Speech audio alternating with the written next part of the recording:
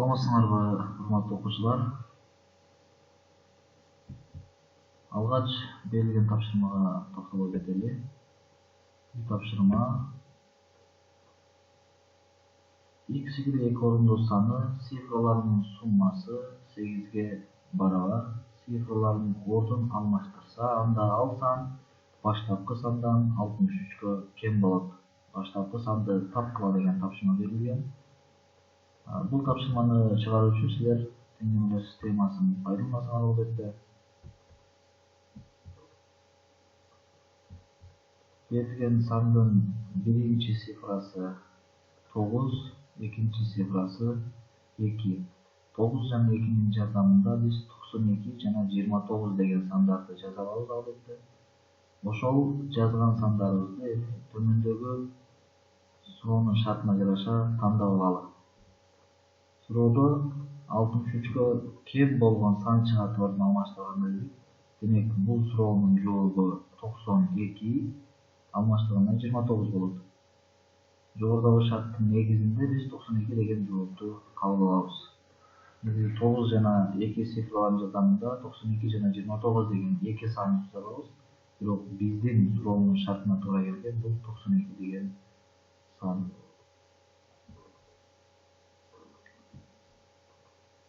Жүп сан деп эмнени айтабыз? Өз алдыбызча ойлонууга аракет жасайбыз. 2ге так бөлүнгөн сандар, тактайына калдыксыз бөлүнгөн сандар бул жүп сан. Тиімді деп эмнени айтабыз? Тиімді бул бөлүнүүчүнү бөлүүчүгө бөлгөндөн келип чыккан сан. Мисалы 5ке 5 кошсок келип чыккан санды биз сумма дейбиз. Кемитүүдөн пайда болгон жыйынтыкты биз айырма, көбөйтүүдөн келип чыккан жыйынтыкты көбөйтүндү, ал эми бөлүүдөн келип чыккан жыйынтык бул тиімді деп аталат. Теорема математикалык талдоо, далилдөө жолу менен түзүлгөн касиеттер теорема деп аталат. Атап айтканда, далилдөөнү талап кылат. Калдык деп эмнени айтабыз? Жана тиімді дедик, толук эмес тиімдиден кийинки калып калган калдык. Мисалы 7-ни 2ге бөлө турган болсок, 3төн тиіп 1 калдык ачат. Калдык деген түшүнүк силерде башталгыч класстан бери эле белгилүү. Суроо берген ордуна туура келген санды таап, комментарийге ой пикир калтырабыз, же болбосо WhatsApp аркылуу байланышып жоопторду жазсаңар болот. Демек, бүгүн биз өтө турган темабыз калдык тиімди менен байланышкан бөлүнүш аныктамасы, бөлүнүш жөнүндөгү теорема. Демек, биз бүгүн сабакта бөлүнүш аныктамасын билип, теорема жөнүндө түшүнүк алып, чогуу үйрөнөбүз. Бөлүнүш теоремасын мисал иштегенде эң негизги турмушта колдоно алабыз. Мисалы 130 килограмм алманы 13 адамга тең бөлүштүрүү жана башка ушул сыяктуу турмуштук маселелерди чыгарууда колдонобуз. Демек, эгерде каалаган n саны k менен n'дин көбөйтүндүсү болсо, башкача айтканда n барабар k көбөйтүлгөн n барабардык орун алса, анда n саны k санына бөлүнөт деп айтабыз. Мисалы 24 деген санды биз 3 көбөйтүлгөн 8 деп жазабыз. Демек, 24 3гө дагы 8ге дагы бөлүнөт.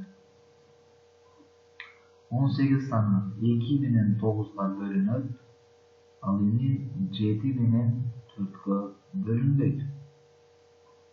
Себеби 18ди биз 4 көбөйтүү же болбосо 7 көбөйтүү кайсы бир бүтүн санга көбөйтүүсү катары жаза албайбыз. Ал эми 9 көбөйтүлгөн 9 же болбосо 18 көбөйтүлгөн 1 деп биз буларды жаза алабыз. Же болбосо 6 көбөйтүлгөн 3. Андыктан ошол көбөйтүндү катары жазылган сандардын ар бирине бөлүнөт. 3гө бөлүнөт, 9га бөлүнөт. Эң көп тиши бар жандыкты атарлар. Эгерде n саны r санына бөлүнсө, анда n көбөйтүлгөн t саны дагы r санына бөлүнөт. Ал учурда n менен t бүтүн сандар болушу керек. K барабар n плюс s саны p санына бөлүнөт. Эгерде m саны дагы s саны дагы p'га бөлүнсө. Мисалы 3400 болсо 34.000 саны 17ге бөлүнөт. Анткени 3400'дү биз 34 көбөйтүлгөн 100, 34.000'ди 34 көбөйтүлгөн 1000 деп жаза алабыз. Көбөйтүүчүлөрдүн бирөө гана 17ге бөлүнсө жетиштүү, мен алсам 17ге бөлүнөт.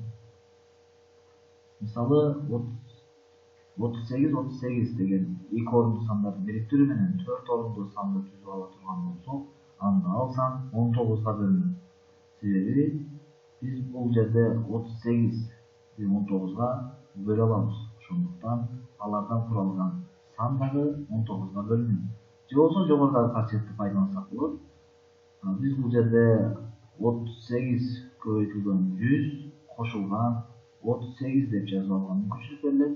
Андыктан биз жана айттык, кошулуучулардын ар бири 19га бөлүнсө, анда алардын суммасы дагы 19га бөлүнөт. 56 саны 4кө, 14кө, 3кө, 7ге, 12 санына бөлүнөт деген туурабы? 56 саны 4кө бөлүнөт. Анткени биз 56 санын 52 кошулган 4 деп жаза алабыз. Атап айтканда 4 дагы 52 дагы бөлүнөт. Же болбосо бул санды 28 кошулган 28 деп жазабыз. 28 болсо 4 жерде 7, 4'түн таблицасында бар. 14кө бөлүнөбү же жокпу? 14кө бөлүнөт, анткени биз 14 көбөйтүлгөн 4 барабар 56 экенин билебиз. 3кө бөлүнөбү жокпу? 3кө бөлүнүш үчүн 56-нын көбөйтүүчүлөрүнүн арасында 3кө эселүү болгон сан кездешиши керек. 56 деген сан 3кө бөлүнбөйт. Биз кийинки сабактарыбызда 3кө бөлүүнүн дагы да жеңилирээк жолдорун үйрөнөбүз. 7ге бөлүнөт, анткени 7 көбөйтүлгөн 8 56. 7 көбөйтүлгөн 8 56 болгондуктан анда көбөйтүүчүлөрдүн арасында 7 бар. 7 сөзсүз түрдө бөлүнөт. 12ге бөлүнбөйт. Себеби жогору жакта 3кө бөлүнбөгөн сан эч качан 12ге бөлүнбөйт. Төмөндө берилген экинчи, үчүнчү тапшырмаларды өз алдыбызча аткарып көрөбүз. Ал жерде дагы албетте биз мамыча түрүндө бөлүп текшерип койсок деле болот. Бирок бул сандар 4 орундуу же болбосо 5 орундуу болуп чоңоюп кеткен учурларда биз бул сандарды чыгарууда көйгөйгө туш келишибиз мүмкүн. Ошондуктан биз мисалды караганда эле дароо чыгаруунун оңой жолун табуу үчүн биз бул касиеттерди, теоремаларды билишибиз керек. 48 саны 8ге бөлүнөбү? Албетте бөлүнөт. Себеби биз 48'ди 8 көбөйтүү 6 деп жаза алабыз. Же болбосо 40 кошулган 8. 8 дагы 40 дагы 8ге бөлүнгөндүктөн, анда алардын суммасынан келип чыккан 48 дагы 8ге бөлүнөт. Мурдагы сабакта берилген тапшырманын жообун айтып атабыз. Муз отко чөкпөйт, муз отко күйбөйт, сууга чөкпөйт. Анда эмесе үйгө тапшырма. Жогорудагы тапшырмаларды өз алдыбызча аткарабыз. Кошумча 68 саны төмөндөгү берилген сандарга бөлүнөбү? 203 көнүгүүнү же болбосо 5 мисал түзсөк болот. 36 тегерекче же квадрат жана башка нерселерди пайдаланып канча түрдүү бөлүштүрүүгө болоорун аныктагыла.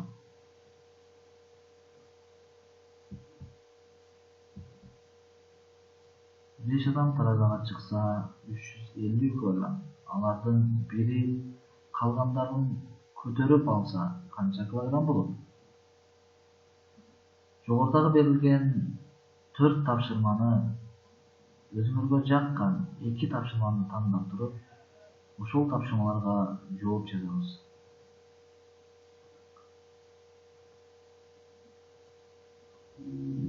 Кайрадан кийинки сабакта көрүшкөнгөчө саламатта калгыла.